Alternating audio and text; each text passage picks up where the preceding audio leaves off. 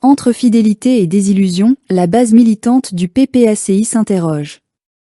Laurent Gbagbo reste une icône, mais son entourage suscite le doute, la colère et la lassitude.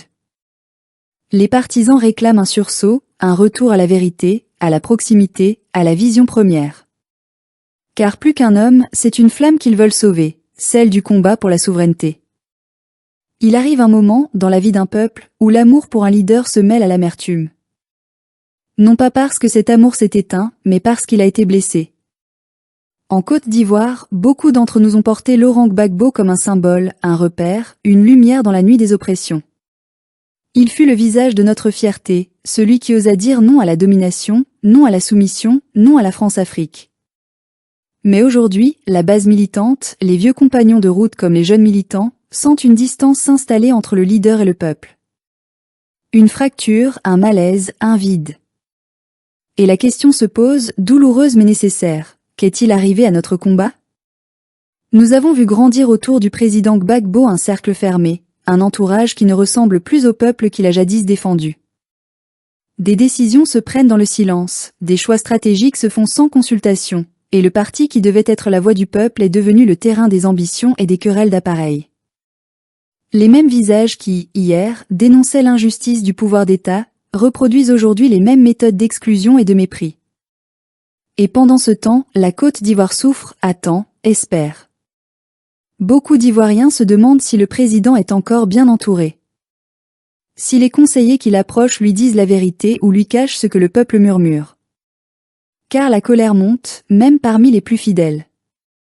Ce n'est pas une révolte contre l'homme, mais contre l'inertie, contre la confusion, contre la perte de cette flamme originelle qui faisait battre nos cœurs au rythme de la liberté.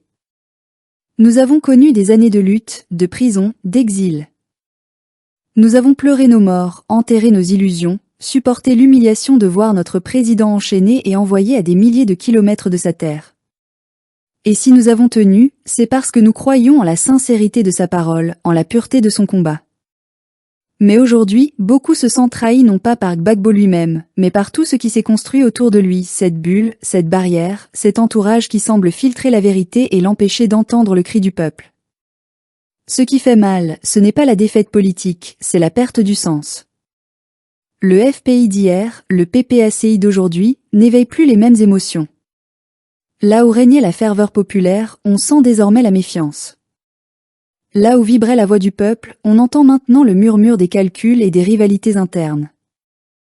Le rêve de la refondation est devenu un champ de division, un théâtre d'influence où certains semblent plus soucieux de préserver leur place que de servir la cause.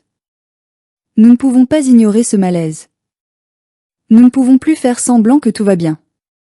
Car l'histoire du FPI et du PPACI n'appartient pas seulement à quelques dirigeants, elle appartient au peuple. Ce peuple qui a marché sous les balles, ce peuple qui a refusé la compromission, ce peuple qui a porté Gbagbo dans son cœur comme on porte une promesse. Aujourd'hui, il demande des comptes. Pas pour accuser, mais pour sauver ce qui peut encore l'être. Nous ne savons pas ce qui se passe dans les coulisses. Mais nous savons ce que nous voyons, un parti qui perd ses forces, un mouvement qui s'essouffle, un idéal qui s'effrite. Nous entendons les rumeurs, les divisions, les suspicions. Et même si nous refusons de les prendre pour vérité, elles témoignent d'un malaise réel. Quand un leader n'écoute plus son peuple, il devient vulnérable. Quand un mouvement oublie d'où il vient, il perd son âme. Le président Gbagbo a été un phare dans la nuit. Mais même les phares ont besoin d'entretien. Nous ne voulons pas que l'histoire retienne de lui l'image d'un homme dépassé par son entourage. Nous voulons qu'elle se souvienne du combattant, du penseur, du patriote. Mais pour cela, il faut qu'il entende la colère du peuple, qu'il entende des avertissements, qu'il regarde autour de lui et ose trancher, purifier, reconstruire. Ce n'est pas la critique d'un ennemi, mais l'appel d'un enfant à son père. Nous avons besoin de retrouver la vérité de la lutte. De revoir le président Gbagbo redevenir le guide du peuple et non le prisonnier de son propre camp. De voir dans le PPACI non plus une forteresse de courtisans, mais une maison ouverte à tous les fils et filles de la Côte d'Ivoire. Car au fond, nous ne voulons qu'une chose, que le rêve reprenne vie. Nous voulons retrouver le Gbagbo de 2000, celui qui marchait avec les siens, qui parlait sans calcul, qui défiait l'injustice les yeux dans les yeux. Nous voulons retrouver l'élan d'un mouvement qui ne craignait pas la vérité. L'heure est grave, mais elle n'est pas désespérée. Si le président Gbagbo se réconcilie avec le peuple, s'il écoute à nouveau la base, s'il s'éloigne des influences troubles, alors oui, la Côte d'Ivoire peut encore renaître. Mais si le mur entre le leader et le peuple continue de se dresser, alors le rêve mourra doucement, étouffé par ceux qui prétendent le protéger. Et nous, enfants de ce pays, ne voulons pas être les témoins de cette agonie. Nous voulons en être les artisans du sursaut. Nous voulons croire que malgré tout, la vérité triomphera, que la Côte d'Ivoire retrouvera sa voix, que la parole du peuple redeviendra sainte. Nous ne demandons pas des miracles. Nous demandons simplement le retour de la lumière, celle de la sincérité, celle du courage, celle de la fidélité au peuple. Car ce peuple-là, malgré tout, aime encore Gbagbo. Il espère encore.